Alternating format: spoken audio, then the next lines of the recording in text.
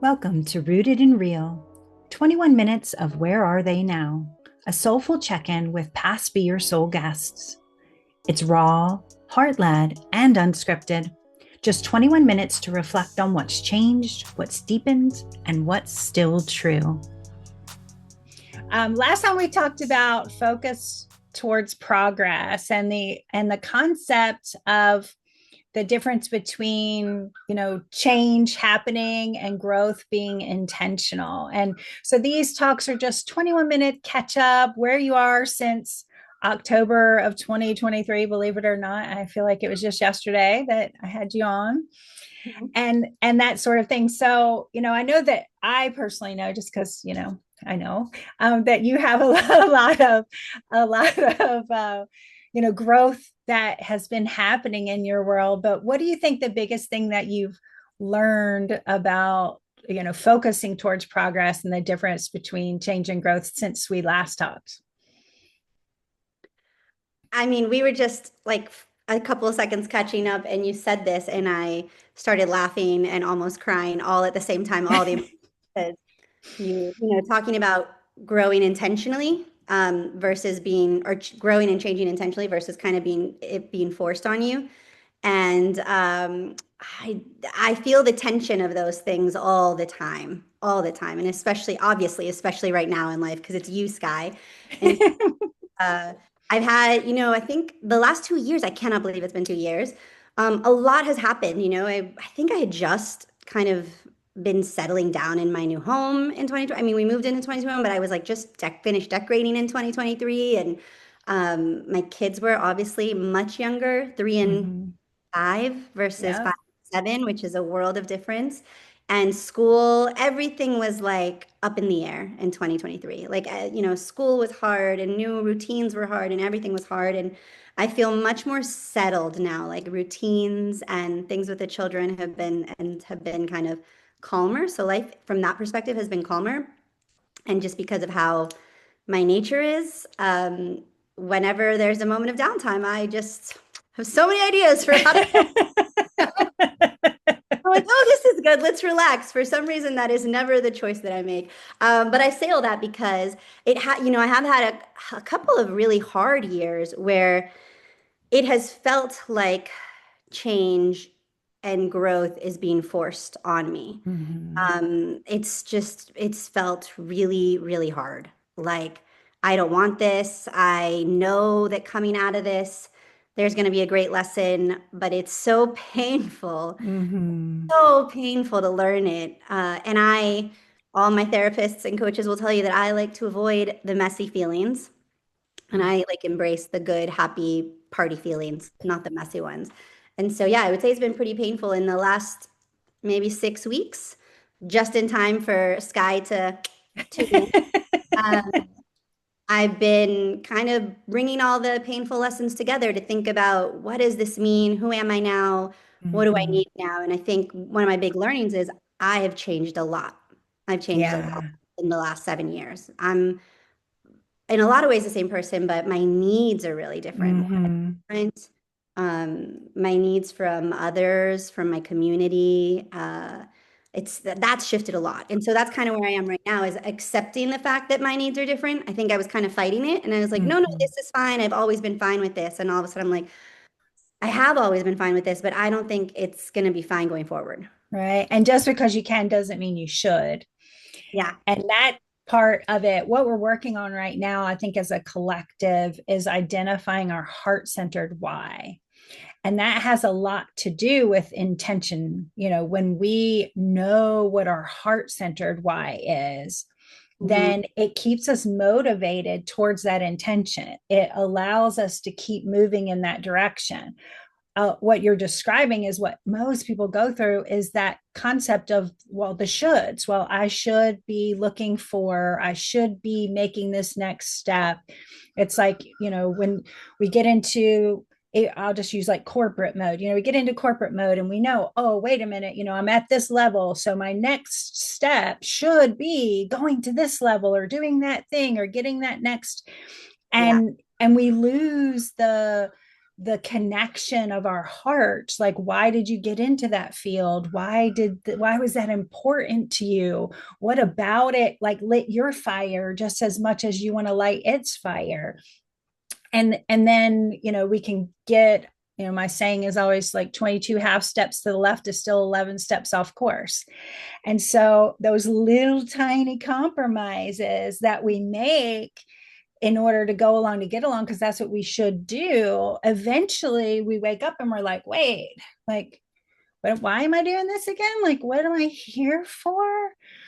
And when we can tune into that and go like, okay, well, let me bring it back to the heart center. Let me check in and see if, the passion still exists, the love still exists. And literally what you're describing is recognizing like, wait a minute, like my motivation has changed. And Mm. that's okay. Because as I grow, my heart center is going to the beacon towards other things. And so why am I doing the things that are trying to keep me on that same original path versus going like, well, wait a minute, this is what's important to me now. This is what lights my fire now. And I'm not being wish-washy. I'm changing course, to Yeah. make sure I'm heading in the right direction. Yes. Yes. This everything you're saying is like resonating so well. And it's also scary. I think even if you know it's right, it can still be quite scary to take a different direction or try something Mm-hmm. so new, especially when you know what you've been doing has been working. So, Right, right, I mean, working. right. Well, and we also worked on a couple, I think it was 2023, we worked on that big lesson of, we don't have to deem something as bad in order to know we want better. Right. And so that's part of it, is like it doesn't have to be wrong. The direction I was going in doesn't have to be wrong. I don't have to have shame or guilt associated to it. I don't have to burn it down in order to Yeah. justify making a change. I could just be like, "Ooh, hold on, I was on autopilot and missed the exit I was really going to take because I'm just driving where my Mhm. mind is telling me to go." And so that's a big part of it too. When you face scary change in that way, what's a tool that you use to still navigate if you have one? All the wrong ones, apparently. Okay, I talked to my therapist. I'm really like logical and intellectual about it. And what I'm working on is being more in touch with my emotions because they're so much smarter than my intellectual brain. Absolutely. And trying to listen to them more. And I know that my emotions will catch something months or years before my intellectual brain can explain it or justify it. Mm-hmm. And so trying to listen to them, but because I'm such a I'm not an intellectual, I'm not like a philosopher or anything, but because I rely so much on my logic and reasoning, Mm-hmm. I'll have a lot of internal wars where I'll be like, my feelings say this, but logically it doesn't make sense. Right. There's just so many battles, and then I'll say, well, maybe my feelings are maybe I'm interpreting them incorrectly. Like maybe I'm feeling bad about something else. Maybe it's not Mm, connected to that, you know? And so there's a lot of second guessing and I'm still trying to like logic my feelings, you know, right. and what they mean.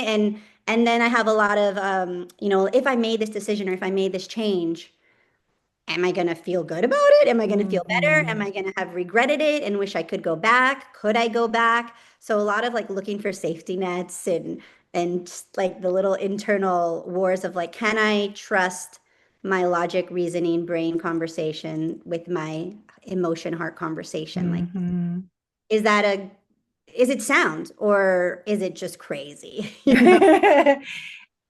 Yeah, and for me, I definitely, we have a lot of similarities because if there's some space, I'm gonna put a project in there, and like, and I also like to be able to see all the pieces of the project before I even begin to work on it, and that's part of my logic brain always tuning in. And I know one of the things that really helped me in that space was there's this kind of Buddhist practice where that I was taught that it says, well, who, like who is making that choice or decision.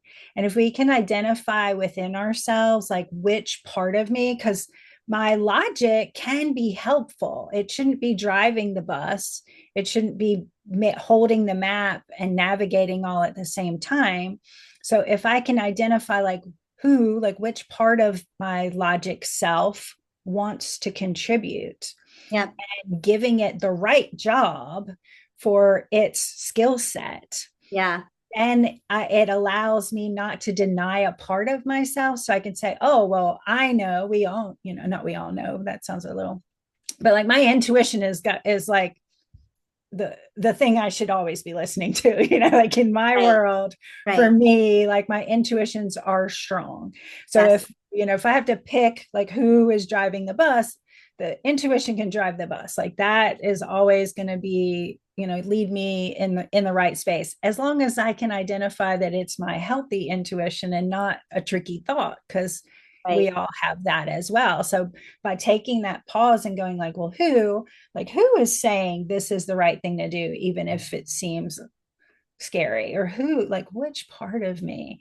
And I, Yes. I like doing that. So then I can kind of go like, oh, well, I know my Yeah. fear-based self might be like, run for the hills, but that might Right. not be the one that I want to hear from. Yeah, that's so interesting. I have a lot of forces, as we all do, at play when making decisions and choosing next steps. And one of the things, and I listened to a podcast about this recently, that I pride myself is resilience, and grit. And so one of the questions I have right now, which I would love your opinion on, is, Sure. you know, um, the thinking about the who, and then thinking about the things that inform my decisions, specifically the quote unquote bad ones, right? So like painful past experiences or things that hurt. And how much do you let your optimistic self, your I can do anything self, your, I'll figure it out self lead the charge versus yourself that has been hurt, who has had these painful experiences, right? Mm-hmm. And when do you say, okay, I did that enough? I was optimistic. I'll figure it out self enough. And there was enough of it not working that, you know, I'm gonna Mm-hmm. call it, with Yeah.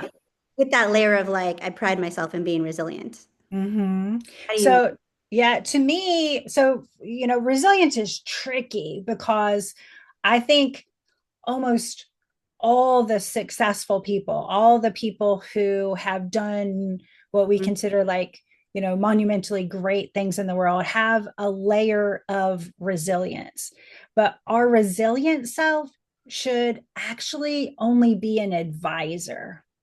They shouldn't be Right. in charge. They're, and my key number one thing that I tell people all the time is like, advice is not instructions. Mm-hmm.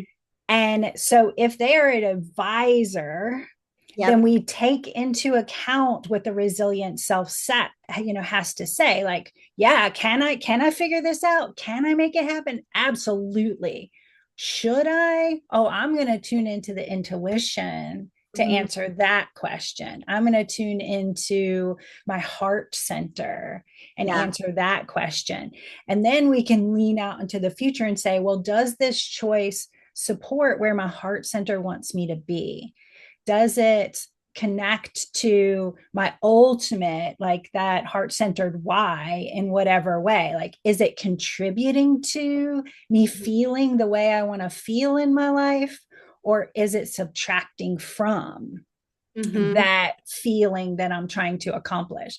Because the other thing we do as humans, especially when it's resilience, it's just what I described. Like, I want to see the project, take it apart, figure out how it works, Yeah. never asking myself, like, is this in my best interest?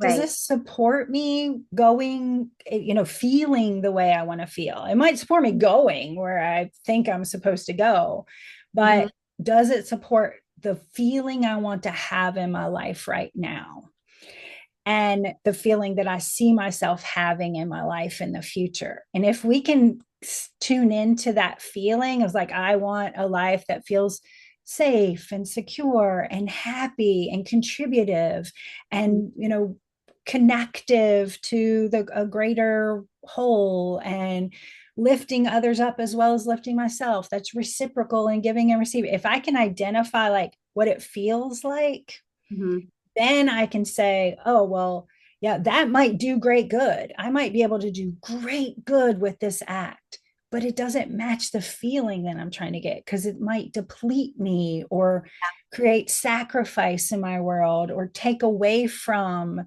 the things that are actually creating that feeling.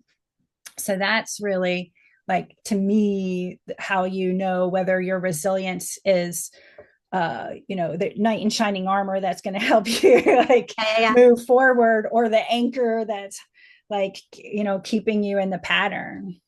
I'm gonna re-listen to this podcast later, and what you just said was like so perfect and helpful, and I like want to be taking notes to be like, yes, okay, this is how I think through this one. Of course, I will still think through it because I'm not as great at listening to my intuition as you are, but that's really I'm helpful. Thank I've you. been working on this little like heart-centered why journal, like uh like I don't know what to call it. That's which is why I haven't released it yet. But I'm working on like a series of just like putting out some free, connective, identify your heart centered why journaling prompts to help people with this. Cause I think it is the time to come into the heart. It's the time to realize, like, this whole podcast space is when the one is strengthened, the sum is strengthened. Like that's the core base of this. And so if we can get into those spaces within ourselves, our world inevitably will expand into the spaces it's meant to. Like if we strengthen ourselves, then the ripple becomes greater. And we're told the opposite so often, like, go out here, do that thing, like blah, blah, blah. And so we're outside of ourselves often. And that's where resilience is. Resilience is pushing it through. When, if we're in that center, then we don't have to push anything. We just call it to us. Yes. Yes, Sky. Mm, So, good. along those lines, and speaking of podcasts, before we run out of our 21 minutes, like, Uh-huh. one of the things that you have amplified in your world is you started your own podcast. What was that like? Did, yeah.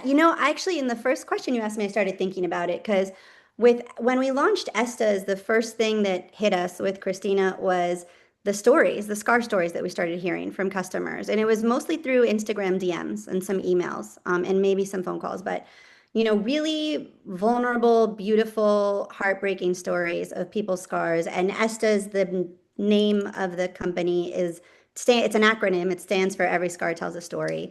And when we first launched, we even thought about writing scar stories, having them like on the outer packaging, just as like a part, because it was just so inherent in what we were doing. And then, of course, when we launched, we sold out a product really quickly, and we just got very focused on the business side of like, how do we stay in stock? How do we revamp the packaging so that it's appropriate for retail shelves, like those things. And we didn't lose sight of the stories, but we just didn't make the time to be in the stories, which was like it's like the whole reason we did it is because we started having stories, started talking to each other about our scars and talking to others about them. And so recently we worked with an advisor who I absolutely loved. We met him through Launch Greensboro, Joey Cheek, who runs entrepreneurship for the city of Greensboro.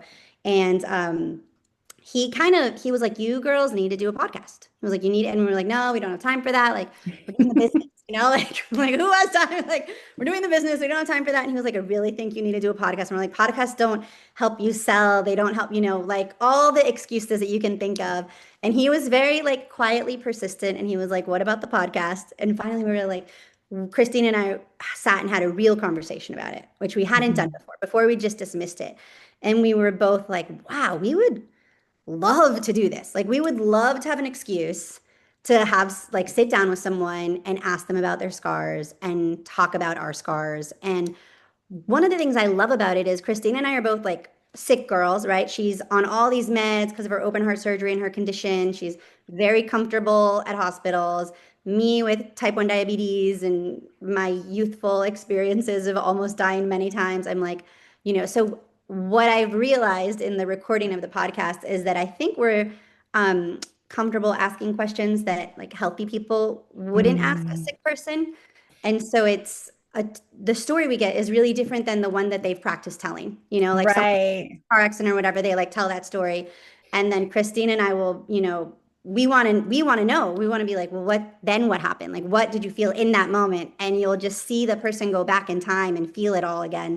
And it's been awesome recording it and just hearing you talk about like back to the essence and like why are you doing the things and what's driving you, what's motivating you. I'm so excited about the podcast, not for anyone else to listen to it. Great side effect, but just to have an excuse to have these conversations Mhm. and talk to people and remember why we even started the brand and why we developed the product and what difference it's making in the world. So it's been really, really exciting. We just launched last week or the week before.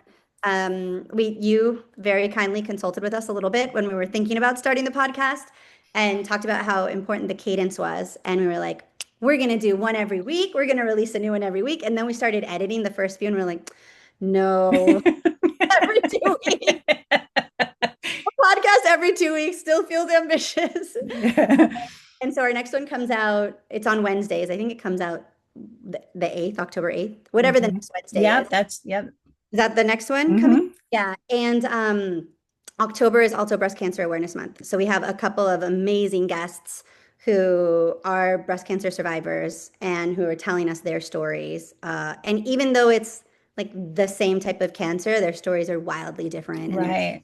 so different. And it's just been so fun and amazing. And I can't wait until we can do one a week and just keep having Mhm. conversations and we get better at the editing and the posting and all the stuff that comes around it because it's it's just like it feeds both of our souls. Every Yeah. single time we have one of these conversations where it's like energizing.